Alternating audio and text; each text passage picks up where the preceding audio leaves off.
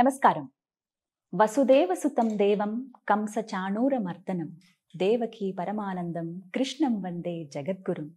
జై శ్రీకృష్ణ. 5000 సంవత్సరాల క్రితం అర్జునుడిని నిమిత్తంగా చేసుకుని ఆ శ్రీకృష్ణ భగవానుడు ఈ జగత్తుకు భగవద్గీతను బోధించారు. ఆ భగవద్గీతను ఎందరికో జ్ఞానగీతగా బోధిస్తూ ఉన్నారు గీతాగాన ప్రవచన ప్రచారకర్త ఎల్వి గంగాధర శాస్త్రి గారు. భగవద్గీత ఫౌండేషన్ను స్థాపించి ఎందరికో భగవద్గీత యొక్క ప్రాధాన్యతను ఆయన తెలియజెప్తూ ఉన్నారు. ఒక్క మాటలో చెప్పాలంటే గీతా ప్రచారం కోసమే తన జీవితాన్ని అంకితం చేసినటువంటి తొలి భారతీయ గాయకులు ఎల్వి గంగాధర శాస్త్రి గారు. వారు ప్రస్తుతం మనతో పాటు ఉన్నారు, వారితో మాట్లాడదాం. గురుగారు నమస్కారం అండి. నమస్కారం గీతాంజలి గారు. ఆయుష్మాన్ భవ, శతమానం భవతి, సంపూర్ణ శ్రీకృష్ణానుగ్రహ ప్రాప్తిరస్తు. చాలా సంతోషం. మీ పాద పద్మాలకు నా నమస్కారాలు. అసలు భగవద్గీతను ఎందుకు చదవాలి? చదవటం వల్ల మనం పొందేదేమిటి? ఏ వయసులో చదవాలి? ఏం నేర్చుకోవాలి? భగవద్గీత అసలు ఏం చెబుతోంది? ఈ విషయాలు తెలుసుకుందాం. ఎందుకే చదవాలి అంటే జీవితంలో క్లారిటీ కోసం. భగవద్గీత చదివితే ఏమొస్తుందన్నారు కదా, అర్జునుడికి ఏమొచ్చిందో ఆలోచిద్దాం. భగవద్గీత అంతా చెప్పాడు. చెప్పిన తర్వాత చాలా జాగ్రత్తగా విన్నావా, బాగా విన్నావా అన్నాడు. ఏమర్థమైంది అన్నట్టుగా. అప్పుడు అర్జునుడు అన్నాడు, నష్టో మోహ స్మృతిర్లబ్ధా త్వత్ప్రసాదాన్మయాచ్యుతా స్థితోస్మి గత సందేహ కరిష్యే వచనం తవా.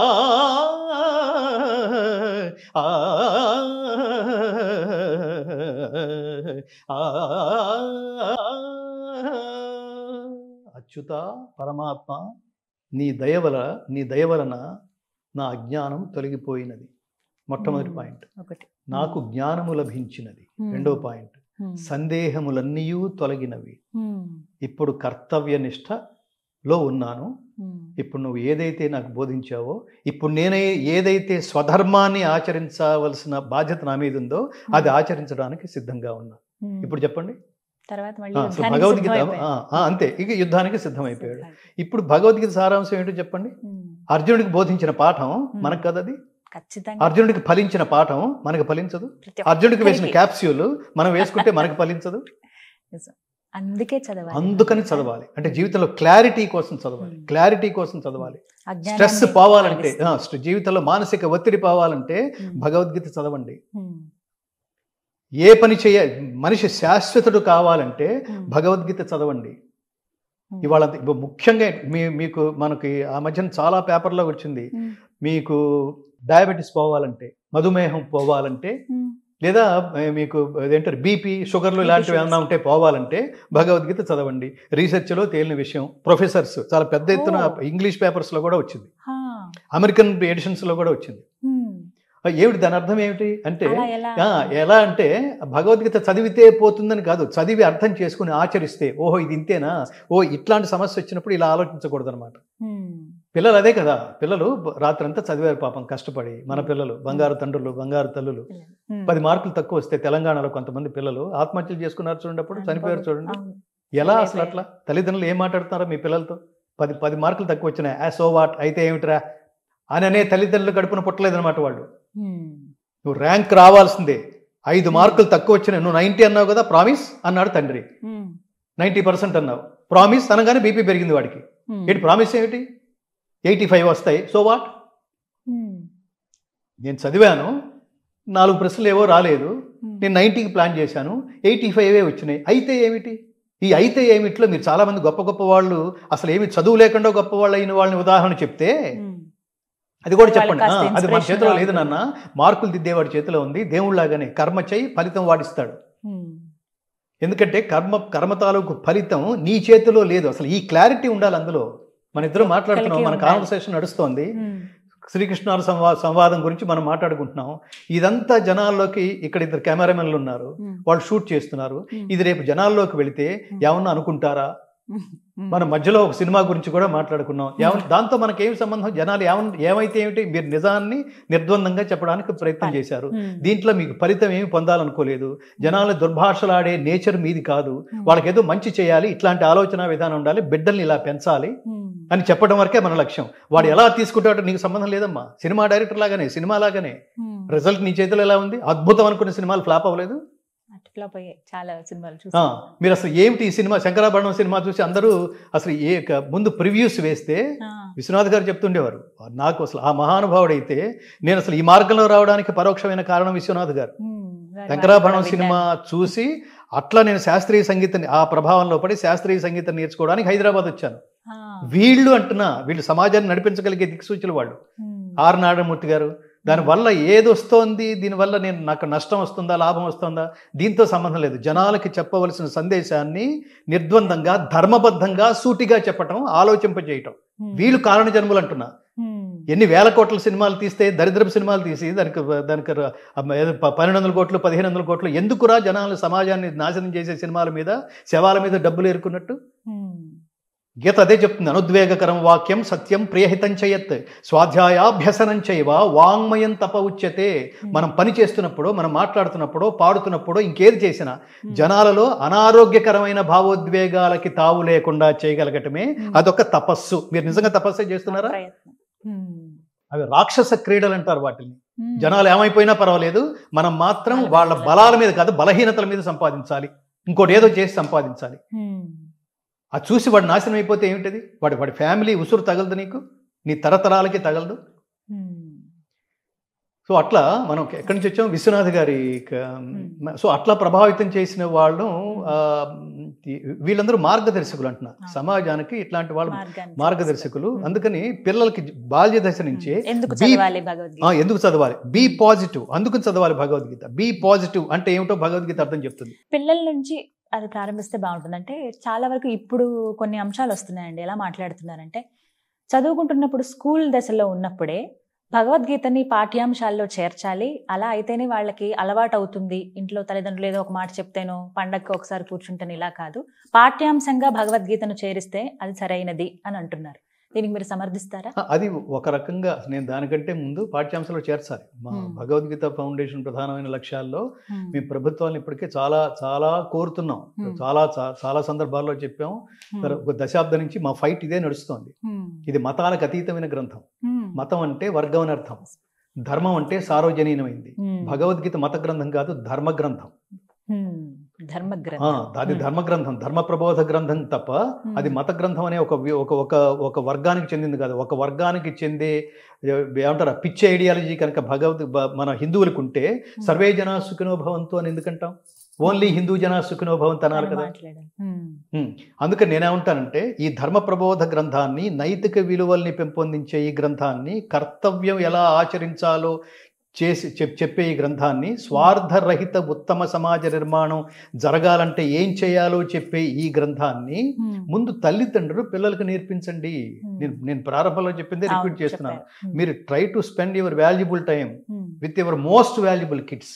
ఎలా నేర్పించాలి అంటే, ఒక శ్లోకం చదవండి, రోజుకు ఒక శ్లోకం. అసలు ముందు మీరు చదవండి, మీరు చదవటం వచ్చేస్తుంది. అది పెద్ద విషయం కాదు. అది తెలుగులో పుస్తకాలు చాలా ఉన్నాయి.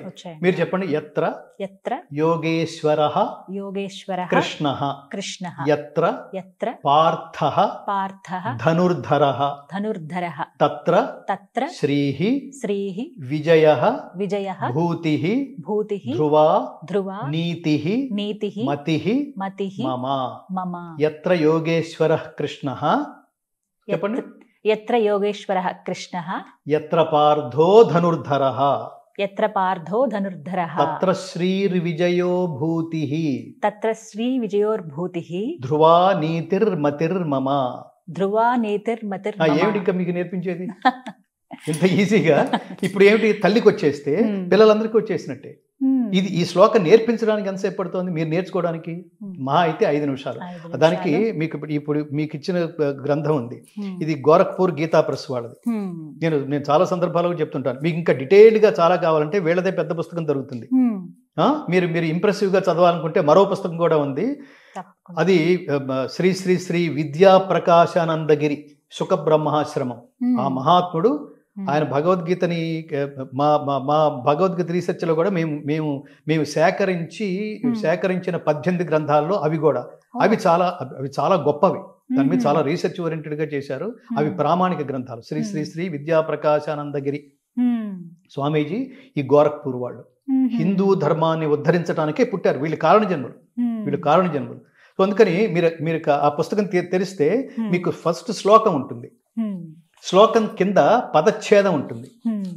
అంటే ఒక్కొక్క పదం ఎలా మీరు విడదీయాలో మీకు చెప్పేట్టుగా. ఇంకొక 10 పేజీలు తీయండి.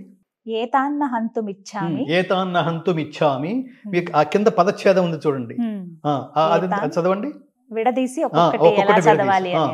ఇప్పుడు అక్కర్లేకపోయినా మీరు శ్లోకం, దాని కింద పదచ్ఛేదం, దాని కింద ప్రతి పదానికి అర్థం, దాని కింద మొత్తం శ్లోకానికి తాత్పర్యం. చాలా బ్రీఫ్ గా ఉండే చాలా గొప్ప పుస్తకం ఇది. చాలా క్లియర్ గా ఉంది. మీకు నేర్చుకోవడానికి పెద్ద 5 నిమిషాల కంటే పట్టదు. మీ పిల్లలకి నేర్పించడానికి 10 నిమిషాల కంటే పట్టదు. దాన్ని తాత్పర్యంతో సహా దేవుడు ఏమంటున్నాడంటే అని అలా పిల్లలకి చెప్పండి. నువ్వు ఏ కర్మణ్యేవాధికారస్తే అన్నాడరా, నువ్వు పని చెయ్యి, నువ్వు బాగా చదువు, దాన్ని అలా చెప్పండి. నువ్వు బాగా చదువు, టీచర్ మార్కులు వేస్తుందా, బాగా చదవకపోతే కొడుతుందా, ఇలాంటి చదువుతున్నప్పుడు అన్నెసరీ డీవియేషన్స్ వద్దు, బాగా చదువు. దాన్ని పూర్తి ఫస్ట్ లెవెల్లో బట్టి పట్టేసి తర్వాత దాన్ని అర్థం చేసుకోవడానికి ట్రై చేయి. 2 రోజులు 4 అని అట్లా చెప్పేసేయద్దు. ఫస్ట్ లెవెల్ అది. సెకండ్ లెవెల్ 2 2 4 ఎలా అయింది, 1 2 ప్లస్ 1 2 అప్పుడు 1 2 3 4 అయిందనమాట. ఇలా అలా వాడు అర్థం చేసుకుంటూ చదివితే అర్థం లేకుండా అర్థం తెలుసుకోకుండా ఏ పని చేసినా జీవిత పరమార్థం తెలియదు, బోధపడదు. అందుకని ఏ విషయమైనా బట్టి పట్టేసి చేయొద్దు, మార్కుల కోసం చేయొద్దు, ర్యాంకుల కోసం చేయొద్దు, నాలెడ్జ్ కోసం చదవండి. కొన్ని సందర్భాల్లో నువ్వు 100 మార్కులు తెచ్చుకుంటే నువ్వు పాస్ అవుతావురా, ఒరే నీకు 25 మార్కులు చాలురా ఇట్లా అన్నావు అనుకోండి, ఆ 25 మార్కులు స్టాండర్డ్లోనే ఉండిపోతాడు. దాని ప్రభావం సమాజం మీద, దాని ప్రభావం దేశం మీద కూడా ఉంటుంది. Be with 100%. డల్ స్టూడెంట్ అట్లా వేయదు. ప్రతివాడు మనకు చాలా, ఈ జాతికి చాలా గొప్ప ఉదాహరణ అంబేద్కర్. ఎక్కడున్నాడండి ఆయన, ఏ స్థాయిలో ఉన్నాడు? ఆయనకి మనం దండేస్తున్నాం అంటే మనకు అర్హత ఉండాలి. అంబేద్కర్ మన జాతికి నేత, ఒక పర్టికులర్ సెక్షన్స్ కాదు, మహానుభావులు వీళ్ళ జాతికి. అట్లాంటి మహానుభావుల దగ్గర నుంచి, కారణ జన్ముల దగ్గర నుంచి, అట్లాంటి కర్మయోగుల దగ్గర నుంచి జాతి కోసం కృషి చేసిన వాళ్ళు కదా. ఆయన ఏమనుకున్నాడో ఆ లక్ష్యాలను నెరవేర్చే మార్గంలో ఉంటేనే నేను ఆయన భక్తుని అవుతాను. నేను ఆయన వాడుకుంటున్నాను అనుకోండి, రాజకీయాల కోసమో స్వార్థాల కోసం వాడుకుంటున్నాను అనుకోండి, ఇంకా నువ్వు మనిషివే కాదు. ఎలా అవుతాడు? భక్తుడు ఎలా అవుతాడు? స్నేహితుడు ఎలా అవుతాడు? గురువు ఎలా అవుతాడు? గురువుకి మనం ఇచ్చే నిజమైన నివాళి ఏమిటంటే, నేను ఇవన్నీ షార్ప్గా ఎందుకు చెప్తానంటే గీతాంజలి గారు, నేను అలా చేశాను, నా గురువు పేరు నిలబెట్టాను. నా గురువుకి నేను ఇవాళ మీ ముందు కూర్చుని నేను భగవద్గీత నేను చెప్పగలుగుతున్నానంటే నా మొదటి గురువు మా నాయనమ్మని చెప్పాను. నేను స్కూల్కి వెళ్తే, మీరు ఇందాక అడిగిన ప్రశ్న, స్కూల్స్లో కూడా పెట్టాలా? తప్పకుండా పెట్టాలి. ఒకప్పుడు తప్పకుండా చెప్పేవాళ్ళు. ఇప్పుడు హిందువులకి పుట్టిన భయంకరమైన వ్యాధి, భయంకరమైన జబ్బు పేరు సెక్యులర్. ఆ సెక్యులర్ అనే జబ్బు పట్టిన హిందువులు మన స్కూల్స్లోనే ఉండి, నాలాంటి వాళ్ళు ఎవరన్నా వచ్చి నేను పిల్లలకి భగవద్గీత నేర్పిస్తానంటే, సార్ మీరు రావద్దు సార్ దయచేసి, ఇది సెక్యులర్, దీని పేరు సెక్యులర్ అట. అందుకని ఈ సెక్యులర్ కాంపౌండ్లోకి మీరు వచ్చి భగవద్గీత నేర్పిస్తే ఆ పక్కనే ఉండే ముస్లిమ్స్, ఆ పక్కనే ఉండే క్రిస్టియన్స్ హర్ట్ అవుతారు సార్. భగవద్గీత చెప్తే హర్ట్ అవుతారు. ఇంతటి మానసికమైన క్షుద్రం, గీత ప్రారంభంలోనే అంటాడు కృష్ణుడు, క్షుద్రం హృదయ దౌర్బల్యం త్యక్త్వా ఉత్తిష్ట పరంతప. ఈ నీచమైన మనోదౌర్బల్యాన్ని వదిలిపెట్టు అన్నాడు కృష్ణుడు. ఇట్లాంటి నీచమైన అనేక రూపాల్లో ఉన్న మనోదౌర్బల్యాలలో హిందువులకు పట్టిన, హిందూ సంఘాలు కాదు, హిందువులకి తర్వాత ఈ సెక్టార్స్కి, ప్రభుత్వ సెక్టార్స్కి, ఈ స్కూల్స్కి, వ్యవస్థల్లో పట్టిన జబ్బు పేరు సెక్యులర్ అన్నమాట. అసలు వీడికే దీని గురించి తెలియదు.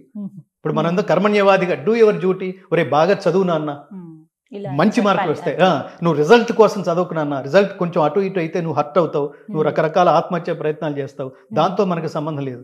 బాగా చదువు, రిజల్ట్ దేవుడి మీద వదిలిపెట్టు. ఇందులో దేవుడు ఎక్కడైనా ఉన్నాడా? భక్తుడు ఎక్కడైనా ఉన్నాడా? కేవలం గురువు స్టూడెంట్ మధ్యన జరిగిన అత్యద్భుతమైన కాన్వర్సేషన్ కనిపిస్తోంది. ఓ మంచి నీతి వాక్యం చెప్పాడే, నీ హితవు కోరి ఇవన్నీ మాట్లాడాడే. ఇది ఎట్లా మత గ్రంథం అవుతుంది? ఇంకా లాజికల్ గా మాట్లాడితే 2000 సంవత్సరాలు క్రిస్టియానిటీ, 1400 సంవత్సరాలు ఇస్లాం, భగవద్గీత 5000 సంవత్సరాల క్రితం, అంత క్రితం రాముడు. మతాలు ఆవిర్భవించని కాలంలో బోధించబడిన భగవద్గీతని ఎందుకురా మత గ్రంథం ముద్ర వేస్తావు? Useless fellow. చాలా బాధ అనిపిస్తుంది. భగవద్గీత కాబట్టి ఏంటంటే పిల్లలకి అలా తర్వాత రియలైజ్ మళ్ళీ వీళ్ళే బొట్లు పెట్టుకుంటారు. అది చూడండి, హిందువులనే ప్రభుత్వ సెక్టార్స్ లో ఉన్న వాళ్ళు బొట్లు పెట్టుకుంటారు, హిందూయిజానికి ఏమి చేయరు. మన భగవద్గీత ఫౌండేషన్ ఆఫీసుని దర్శించని, ఆఫీసుకి రాని, ఆఫీసుకి నా ముందు మోకరిల్లని, ఇది నేను అహంకారంతో చెప్పడం లేదు, మోకరిల్లని పెద్దవాళ్ళంటూ లేరు, చేసిన వాళ్ళు లేరు. దీన్ని ముందుకు తీసుకువెళ్ళడానికి ప్రయత్నించే ప్రభుత్వ శాఖల్లో మంత్రులు, ఎండోమెంట్స్ డిపార్ట్మెంట్స్ వాళ్ళు, ఎండోమెంట్ మినిస్టర్స్ వీళ్ళు వస్తారు, నమస్కారం పెడతారు. దీనికి ఏదైనా చేయంటే మీకు తెలుసు కదా గురుగారు, మాకు బడ్జెట్లు ఉండవు.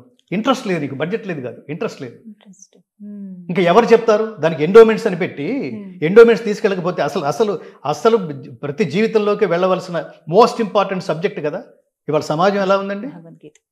పొద్దున్న లేస్తున్నాడు పిల్లాడు, చదువుతున్నాడు, చదువు పేరుతో స్ట్రెస్ అంతా మూటగట్టుకుంటున్నాడు. ఆ తర్వాత పెద్దవాడయ్యాడు, ఉద్యోగం చేశాడు, ఉద్యోగంలో కూడా టార్గెట్ పేరుతో స్ట్రెస్ నెత్తి మీద పెట్టుకుని తిరుగుతున్నాడు. 30-40 ఏళ్ల లోపలే రోగాలు లేని వాడంటూ లేడు. వీటన్నిటి నుంచి ప్రశాంతమైన జీవితం, వీటన్నిటి నుంచి స్ట్రెస్లెస్ లైఫ్, వీటన్నిటి నుంచి చాలా ఆనందకరమైన జీవితం, అసలు ఆనందం అంటే ఏమిటో తెలుసుకునే జీవితం. ఇది కాక give back to the society. ఏదైతే దేవుడు నీకు శక్తులు ఇచ్చాడో ఇవి ఏదో రూపంలో, సేవ రూపంలో ప్రపంచానికి అందించడం. Try to spend your valuable time for the society. రోజుకి పావుగంట లేదా సమాజం గురించి ఆలోచించేది? ఎందుకు బాల్యదశ నుంచే భగవద్గీత నేర్పించాలి అంటే, నేర్పిస్తే ఏమవుతుందంటే వీళ్ళల్లోంచే ఒకడు పొలిటీషియన్ అవుతాడమ్మా. ఈ నేర్చుకున్న వాళ్ళ ఒక పొలిటీషియన్ అవుతాడు. లేకపోతే ఎలా ఉంటుందంటే, ఈ ఉచితాలు అనే దరిద్రాలు ఉన్నాయి చూడండి, అది అనుచితం, సముచితం కాదు. ఎవరికి పడితే వాడికి ఇచ్చేస్తున్నాడు చూడండి. నేను ఇందాక చెప్పింది, ప్రకృతి వైపరీత్యాల వల్ల సర్వనాశనం అయిపోయిన వాళ్ళకి ఉచితం ఇవ్వండి. వాళ్ళు కూడా పోషించుకోలేని శారీరక దుర్బలులకి ఉచితం ఇవ్వండి, కంపల్సరిగా ఇవ్వాల్సిందే. కానీ అన్నీ ఉన్న వాళ్ళకి అన్నీ వెళ్ళిపోతుంటే చూడండి, ఎగ్జిక్యూషన్ లేకుండా అనర్హులకు కూడా వెళ్ళిపోతుంటే చూడండి. వాడికి 100 కోట్లు ఉన్నాయి, వాడికి ఈ రైతు బీమానే ఏదో అంటారు చూడండి, వాడికి ఎందుకు? వాడికి 1000 కోట్లు ఉన్నాయి, 100 ఎకరాలు 1000 ఎకరాలు, వాడికి ఎందుకండి? వాడికి ఎందుకు? పాపం ప్రకృతి వైపరీత్యం కనుక జరిగితే అది నాకు ఇన్ని ఎకరాల పొలం, నేను ఇదంతా అమ్మేసుకోవాలి లేదా నేను ఆత్మహత్య చేసుకోవాలి అనే స్థితిలో ఉండే బడుగు రైతు ఉంటాడే, వాళ్ళకి ఇవ్వండి. వాళ్ళు కాపాడుకోవాలి, వాళ్ళు మన జీవితాలను పోషిస్తుంది వాళ్ళే, అన్నదాతలు వాళ్ళే, వాళ్ళకి ఇవ్వండి. వ్యాపారాలు చేసే వాళ్ళకి ఇవ్వద్దు. అప్పుడు డబ్బు ఏమవుతుంది? ఈ డబ్బు ఎవరిది? మనదే. ఇట్లాంటి డబ్బంతా ఏమైపోతుంది? దుర్వినియోగం అవుతుంది కదా. నీకు అంటే ఆర్థిక క్రమశిక్షణ లేదనమాట.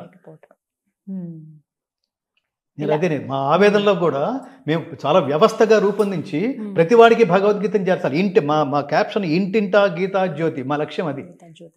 మేము పైసా వెతుక్కుంటూ, వాళ్ళు 100 రూపాయలు ఇస్తే వీళ్ళు 200 రూపాయలు ఇస్తే, ఇక్కడున్న ఫ్లాట్కి రెంట్ కట్టుకుంటూ, ఈ నెల రెంట్ ఎలా అని వెతుక్కుంటూ, అలా ఎలా మేము మీ నోటీసుకి తీసుకొచ్చినా మీరు స్పందించకపోతే ఎలా? ఇలా ఎన్నో ఎదుర్కొన్నారు ప్రాజెక్టులు అన్నట్టు. ఇవి భగవద్గీత కేవలం భారతదేశానికి మాత్రమే కాదు, సర్వమానవాళికి. అందుకని ఇది ప్రపంచంలో వీలైనన్ని ప్రపంచ భాషల్లోకి దీన్ని రికార్డ్ చేసి విడుదల చేయాలనేది. పుస్తకం చదవట్లేదు తల్లి, పుస్తకాలు చదవట్లేదు, ఓపిక లేదు, తీరిక లేదు, దానికి ఓ మానసిక స్థితి కావాలి. లేదు, అదే ఆడియో అయితే దానివల్ల చాలా ఉపయోగం ఉంటుంది. మీరు ఇంటి నుంచి మీరు డెస్టినేషన్కి వెళ్ళే లోపల, ఇంటి నుంచి ఆఫీస్కి వెళ్ళే లోపల, లేదా ఆఫీస్ నుంచి ఇంటికి వచ్చే లోపల అలా పడేస్తారు. ఆ సీడీనో లేదా పెన్ డ్రైవో పెడతారు, అది మోగుతూ ఉంటుంది, స్ట్రెస్ అంతా పోతుంది. 2 రోజులు 3 రోజులు కాన్సన్ట్రేట్ చేస్తావు, ఎక్కడో ఒక శ్లోకం నిన్ను హాంట్ చేస్తుంది, భలే చెప్పాడురా అనిపిస్తుంది. నిజమే కదా, నిన్న ఇట్లా ఆలోచించానేంటి. భగవద్గీత ఎంత శక్తివంతమైన మంత్రసహితమైన గ్రంథమో, జస్ట్ బిలీవ్ మీ, మిమ్మల్ని ఆలోచించకుండా ఉత్తమ మార్గం వైపుకి ప్రయాణించే స్ఫూర్తిని ఇవ్వకుండా వదలదు. ప్రతి శ్లోకం అలాగే ఉంటుంది. భగవద్గీతను చదవటం ముఖ్యమా? ఆ భగవద్గీత చదివే గ్రంథం కాదు, అంటే కేవలం చదువుతోనే ఆపేసే గ్రంథం కాదు. భగవద్గీత ఆచరణ గ్రంథం. It is a practising text, not reading text. కానీ చాలా మంది ముందు ప్రారంభించే దిశగా చదవండి, అది ఫస్ట్ లెవెల్. చదవడం ముఖ్యమంటారా, వినడం అనేది ముఖ్యమంటారా? ఏదైనా ఒకటే. మీరు ఏకసంతాగ్రహి అయితే మీరు వినేసినా వచ్చేస్తున్నది. అయితే మీరు కాన్సన్ట్రేట్ చేయాల్సింది ఏ ఉద్దేశంతో చెప్తున్నాడో అర్థం చేసుకోండి. తాత్పర్యం వినాలి, ఎందుకంటే మీకు సంస్కృతం తెలియనప్పుడు మీకు తెలిసే భాషలోకి అదేదో ఆ భాషలోకి తాత్పర్యం చెప్పబడాలి. మనం ఇప్పుడు తెలుగు చేసాం, ఇంగ్లీషు కూడా రికార్డ్ చేసాం. ఏవేవి ఆలోచన ఉంది గురువు గారు మీకు? ఎన్ని భాషల్లో? ఇంగ్లీషు, తెలుగు రికార్డ్ చేసాం. తర్వాత ఇంగ్లీషు త్వరలో అమెరికా ప్రెసిడెంట్ చేతుల మీదుగా రిలీజ్ చేయాలనేది సంకల్పం. ప్రాజెక్ట్ పూర్తి చేసాం. బట్ దానికి మనకి దాని అంటారు ఫైనాన్షియల్ సపోర్ట్ కావాలి, అది పూర్తి చేయడానికి. తర్వాత కృష్ణుడు పుట్టిన మధురకి చేర్చాలనేది సంకల్పం, హిందీలో రికార్డ్ చేసి. తర్వాత కృష్ణుడు పరిపాలించిన ద్వారకకి చేర్చాలనేది మరో సంకల్పం, అది గుజరాతీలో రికార్డ్ చేసి. శ్రీకృష్ణ పరమాత్మ అవతారం చాలించిన తర్వాత కూడా ఆయన హృదయం, ఆయన గుండె సజీవంగానే ఉంది అని కోట్ల మంది హిందువులు విశ్వసించే శిల రూపంలో సజీవంగానే ఉందని హిందువులు విశ్వసించే క్షేత్రం పూరి, ఒడియాలో రికార్డ్ చేసి ఆ క్షేత్రానికి చేర్చాలనే సంకల్పం. అలాగే మన దక్షిణ భారతంలో 2 ప్రధానమైన కృష్ణ దేవాలయాలు ఉన్నాయి. ఒకటి ఉడిపి, అది కన్నడలో రికార్డ్ చేయాలి. ఇంకొకటి గురువాయూరు, మలయాళంలో రికార్డ్ చేయాలి. మలయాళం అంటే మీకు కేరళలో మ్యాక్సిమం ఇన్కమ్ అంతా బ్యాక్ వాటర్, సముద్రం నుంచి వెనకొచ్చిన వాటర్లోనే పడవలు వేసుకుని అవన్నీ మనం పిక్నిక్స్కి వెళ్తుంటారు జనాలు. అది చాలా గొప్ప టూరిస్ట్ స్టేట్. అది దాని source of income is back water. ఆ బ్యాక్ వాటర్లో మనం ఆ పడవలు వేసుకుని వెళ్తున్నప్పుడు, లాంచీల్లో వెళ్తున్నప్పుడు మధ్య మధ్యలో చిన్న కొండలు కనిపిస్తుంటాయి, చిన్న కొండరాడు. ఎక్కడ కొండరాయి కనిపించినా దాని మీద ఒక సిలువ కనిపిస్తుంటుంది. అంత ప్రచారం చేసేసారు అక్కడ. అన్యమతం అనుకుంటూ. అన్యమతం ఎందుకంటున్నాం అంటే ఇది ఖచ్చితంగా హిందూ దేశం అని చెప్పడానికి కూడా సిగ్గుపడుతున్నారు, మొహమాట పడుతున్నారు, భయపడుతున్నారు. ఏమి మానసిక దుర్బలురా మీరు? అందుకే అవకాశం దొరికింది. ఏమి కర్మ వీళ్ళకి? ఇది ఖచ్చితంగా ఇది బెత్లహేమేం కాదు. ఇక్కడున్న వాళ్ళు అక్కడి నుంచి ఏం తరలి రాలేదు. ఇక్కడున్న ముస్లిమ్స్ మక్కా నుంచి ఇదేం మక్కా కాదు కదా, అక్కడ పుట్టిన వాళ్ళు కాదు కదా. ఇది ఖచ్చితంగా రాముడు పుట్టిన క్షేత్రమే కదా, కృష్ణుడు పుట్టిన క్షేత్రమే కదా, జ్ఞానం పుట్టిన భూమే కదా. దీని మీద ఏమాత్రం అవగాహన ఏర్పరచకుండా ఇంతకంటే బెటర్ ఇందులోకి దూకేయటం ఏంటి? అమ్మను మార్చడం కాదు, తల్లిని మార్చడం కాదు, ఏది మతం మారడం అంటే.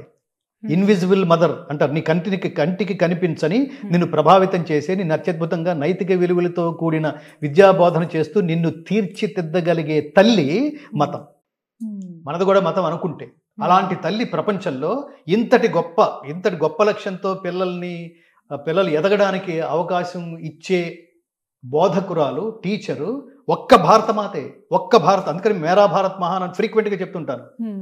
ఇంతకంటే బెటర్ అయితే నువ్వు క్రిస్టియానిటీలోకి వెళ్ళు, ఇంతకంటే బెటర్ అయితే క్రిస్టియానిటీలోకి వెళ్ళు. బెటర్ అవడానికి నాకు మళ్ళీ దృష్టాంతాలు చూపించాలి.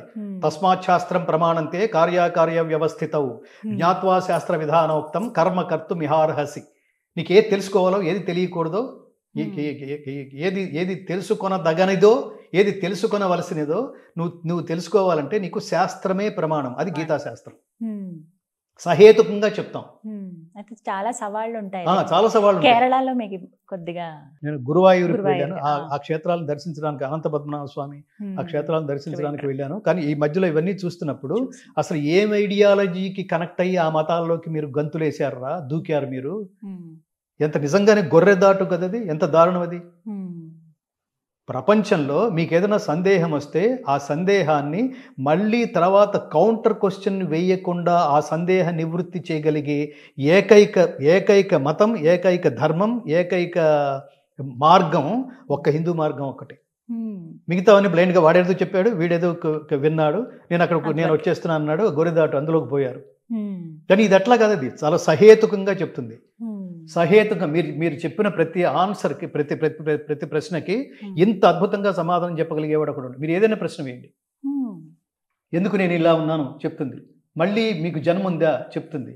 ఆ జన్మ ఎందుకు ఇప్పుడు ఇలా ఉన్నావు, ఎందుకు బాధపడుతున్నావు, నువ్వు ఇప్పుడు బాధపడుతున్నావు అంటే ఎప్పుడో చేసిన దుష్కర్మ ఫలితం అనుభవిస్తున్నట్టు లెక్క. ఇప్పుడు నువ్వు సంతోషంగా ఉన్నావంటే ఎప్పుడో నువ్వు చేసిన సత్కర్మ ఫలితం, ధర్మ ఫలితం అనుభవిస్తున్నట్టు లెక్క. ఎవరిని అడగక్కర్లేదు అనేక సందేహాలకి.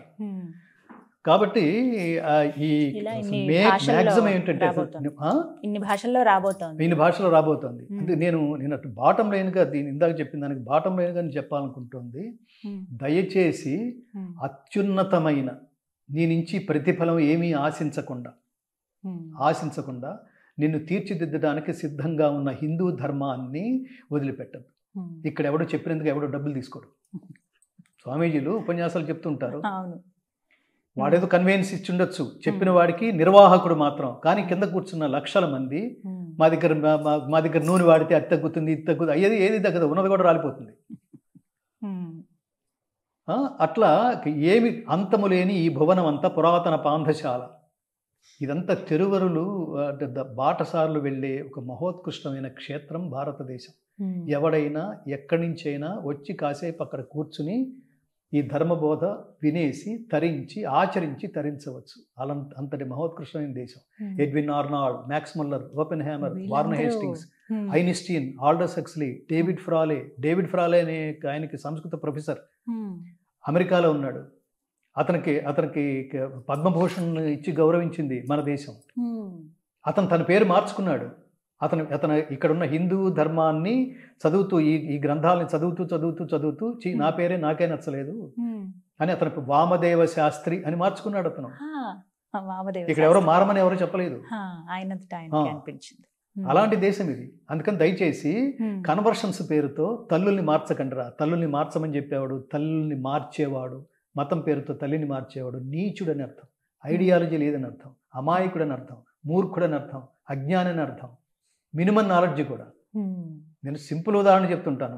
నా తల్లి యావరేజ్గా ఉంటుంది, నా పక్కింట్లోనే పక్క పోర్షన్లో ఐశ్వర్యరాయ్ ఉంటుంది అనుకోండి. ఐశ్వర్యరాయ్ అందంగా ఉంటుంది కాబట్టి నా తల్లి ఆవిడే, ఈ తల్లి కాదు, సారీ ఆమె తూచి అంటాము మనం. ఈవిడ అందంతోనూ ఈవిడ యావరేజ్నెస్తోనూ మనకేమి సంబంధం? నా తల్లి నా తల్లే, నన్ను తీర్చిదిద్దింది నా తల్లే. దేహము విజ్ఞానము బ్రహ్మోపదేశం ఇచ్చి ఇహపరాలు సాధించి హితమిచ్చిన తండ్రిని. నా తండ్రే. వాడెవడో మధ్యలో వచ్చి వాడి సౌలభ్యం కోసం బాప్టిజం అని ఒకడు అంటాడు, ఇక్కడ సంతకం పెట్టమంటాడు. మీకు దాని మీద వీటి మీద రాబోయే రోజుల్లో నేను అసలు ఈ ప్రభుత్వాన్ని ముఖ్యమంత్రుల్ని కూడా మీరు అందరినీ సమానంగా చూడండి. కానీ మీరు హిందూ అని బలవంతంగా ప్రకటించుకోండిరా నాన్నలారా, ముఖ్యమంత్రులారా. డెఫినెట్ గా నేను ఏమంటానంటే,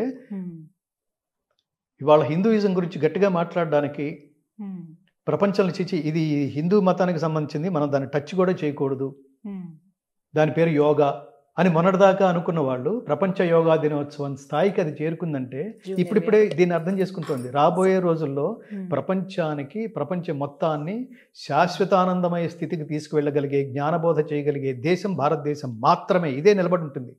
మిగతావన్నీ డబ్బులుండి వాడు ఎందుకు కన్వర్ట్ చేస్తున్నాడు? వాడికి డబ్బు వస్తుంది. నేను ఉద్యోగం చేయాలంటే, నేను డబ్బు సంపాదించాలంటే నేను 10 మందిని ఇందులోకి కన్వర్ట్ చేయాలి. నువ్వే పుస్తకాలు పట్టుకుని తిరుగుతున్నావు, నువ్వే ప్రచారం చేస్తున్నావు. ఇక్కడ ప్రచారం చేయాల్సిన అవసరం లేదు. భగవద్గీత కోసం మీరు వస్తే నేను మాట్లాడుతున్నాను. నేను జనాల్లోకి వెళ్ళి చెప్పాల్సిన అవసరం లేదు. అంతే. దిస్ ఇస్ జస్ట్ లైక్ ఏమంటారు కాలేజెస్. ఇప్పుడు నారాయణ, చైతన్య అంటారు చూడండి. స్కూల్కి మనం వెళ్ళాలనుకుంటే మీరు జాగ్రత్తగా వినండి. మీరు స్కూల్కి వెళ్తున్నారా? స్కూల్ మీ ఇంటికి వస్తుందా? మీరు స్కూల్కి వెళ్తున్నారంటే మీకు ఇంట్రెస్ట్ ఉందని అర్థం. స్కూలే మీ ఇంటికి వచ్చి మా దగ్గర రండి అంటుందంటే వాడికి ఇంట్రెస్ట్ ఉందని, వాడు లాభాపేక్షతో వాడు వ్యాపారం చేస్తున్నాడని అర్థం. అంతేనా? ఈ మిగతా మతాలు కూడా అంతే. నేను 2 ఉదాహరణలు చెప్పాను, మళ్ళీ ఈ సందర్భంలో కూడా చెప్తాను. స్త్రీ పురుషులు మా మత సిద్ధాంతాల ప్రకారం సమానం కాదు. మా మత సిద్ధాంతాల ప్రకారం స్త్రీ పురుషులు సమానం కాదు. స్త్రీలు బిడ్డల్ని కనడానికే పనికొస్తారు అని అబూబకర్ ముసలియార్ అనే ఒక సంఘం అధ్యక్షుడు ఆ మధ్యన ప్రకటనిస్తే అన్ని పేపర్లోనూ వచ్చింది అది. అంటే ఆ మతం కొన్న మానసిక వైశాల్యం ఏమిటి? మనమేమని చెప్తున్నారు? మాతృదేవో భవ, తల్లే మొదటి దేవతరా నాన్న. తల్లి నీకు జన్మనిస్తూ తన జన్మని పడంగా పెట్టింది. కాన్పు కష్టమైతే మహిళలు పోతారు కూడా. పాత రోజుల్లో లేవవి. కాన్పు కష్టమై బిడ్డని ప్రసవించి తల్లి మృతి అంటే అది తెలిసినా కూడా బిడ్డని కనడానికి, తల్లి గర్భవతి అవ్వడానికి మెంటల్గా ప్రిపేర్ అయిందంటే ఏంటి అసలు అది? ఆ త్యాగమూర్తికి తిరిగి ఏమి ఇవ్వగలం? అలాగే నాన్న పితృదేవో భవ, నాన్న మొత్తం జీవితాంతం సంపాదించిందంతా తెలివితేటలతో, రకరకాల తెలివితేటలతో సంపాదించిందంతా నిన్ను పెద్దవాడిని చేయడానికే ఉపయోగించాడు. తిరిగి ఏమి ఇస్తున్నారా వీళ్ళకి? Just like that. అట్లా జంతువులాగా బతికేస్తావా? తిరిగి ఏమి ఇవ్వమా? ఏమిచ్చినా తీసుకోరు. అయినా ఏమి ఇవ్వాలి అంటే through your works, through your achievements you అంటే have to give back to your parents. First తల్లిదండ్రుల రుణం తీర్చుకోవాలి. చాలా అమూల్యమైన విషయాలు తెలియజేశారు. Hmm. నిజంగా మొదట్లో చెప్పినట్టుగానే ప్రత్యేకమైన ఇంటర్వ్యూ ఇది, నాకు లైఫ్ టైం Hmm. ఎక్స్పీరియన్స్ అని. ఆయుష్మాన్ భవ. ఖచ్చితంగా చాలా సర్వం సంతోషం. శ్రీకృష్ణార్పణమస్తు, సర్వం లోకార్పణం. ఈ గీతని లోకార్పణమస్తు, Hmm. ఇష్టకామ్యార్థ ఫలసిద్ధిరస్తు, ధన్యవాదాలు. ఆయురారోగ్య ఐశ్వర్యాభివృద్ధిరస్తు, లోకా సమస్తా సుఖినో భవంతు. జై శ్రీకృష్ణ. జై శ్రీకృష్ణ.